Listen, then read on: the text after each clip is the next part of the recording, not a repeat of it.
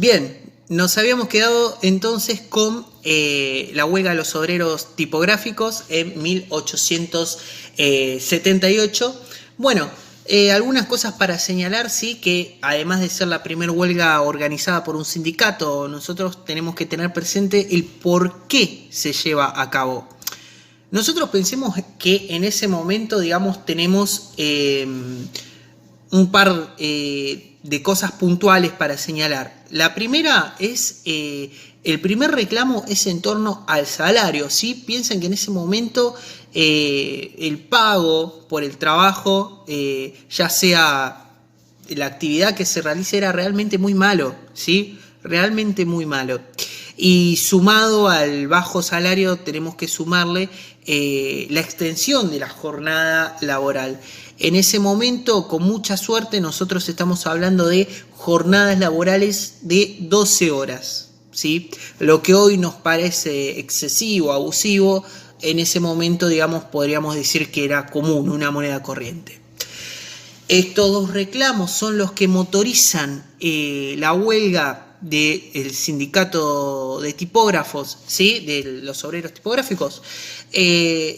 Son los reclamos que motorizan la huelga y que a su vez este mecanismo de huelga y de reclamar por jornadas laborales y por salarios va siendo como un efecto dominó que se va contagiando a otras agrupaciones de obreros, ¿sí?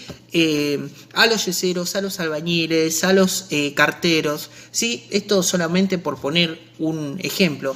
En todos los casos estamos hablando de las mismas demandas: reivindicaciones salariales, pago de salarios atrasados, condiciones de trabajo dignas, ¿sí? Jornada laboral un poco más acotada. En todos los casos estamos hablando de los mismos reclamos, ¿sí? Bueno, esto como para entender de alguna forma lo que es cómo se produjo la huelga, ¿sí? El por qué se produjo la huelga.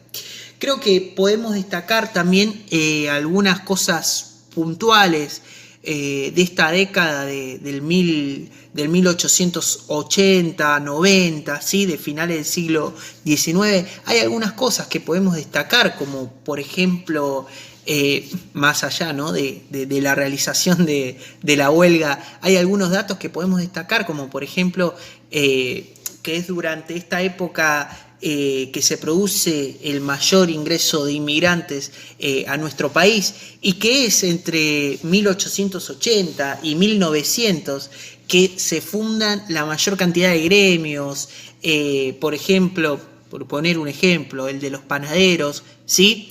O sea, son algunas de las cosas que me parece interesantes destacar, ¿sí?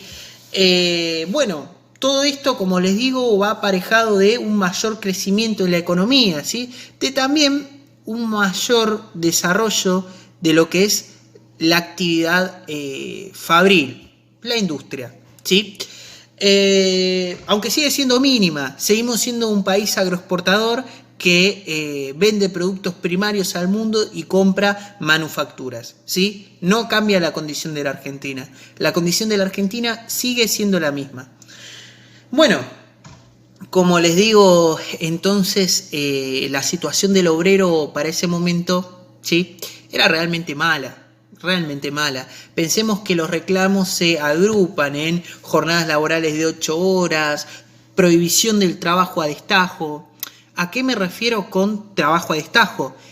Básicamente estamos hablando de trabajo por productividad, es decir, yo te pago o a vos te pagan por lo que producís, no tenés un salario fijo, tu salario fijo es lo que produzcas, ¿sí? Bueno, básicamente son algunas de las demandas del sector obrero, ¿sí? Que podemos señalar en ese momento y en esa situación puntual, ¿sí?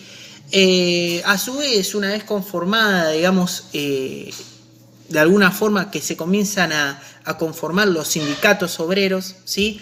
Nosotros casi a la par, o digamos con algunos años de diferencia, tenemos la conformación también de lo que es la UIA, la Unión Industrial Argentina, que la UIA veía con muy malos ojos lo que son lo que era, mejor dicho, la oleada huelguística que venía habiendo, ¿sí?